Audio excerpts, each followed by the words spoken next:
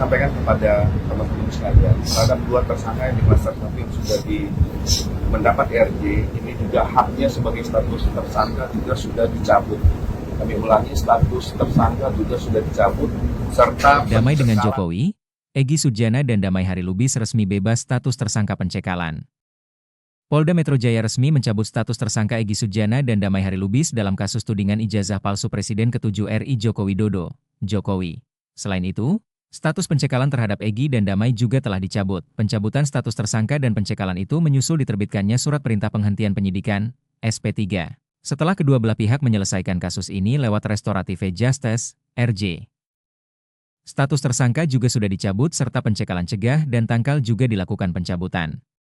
Sehingga kondisinya sudah kembali kepada kondisi sebelum adanya laporan dan perkara ini, kata Kabid Humas Polda Metro Jaya Kombes Budi Hermanto, Senin, 9 Januari 2026, di sisi lain, proses penyidikan terhadap para tersangka lainnya masih terus berjalan hingga saat ini. Budi menjelaskan, pada hari ini penyidik memeriksa 3 saksi meringankan yang diajukan tersangka yang ada di klaster kedua yaitu Rai Suryo, Rismon Sianipar, dan Tia Suma alias Dr. Tifa.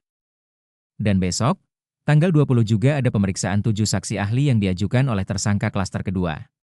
Selanjutnya akan dijadwalkan di dalam bulan ini juga untuk pemeriksaan 3 tersangka di klaster 1, ujar Budi pada Selasa, 13 Januari 2026, lalu, penyidik telah melimpahkan berkas perkara tersangka Rai Suryo, Rismon Sianipar, dan Tifauzia Tia Suma atau Dr. Tifa ke Kejaksaan.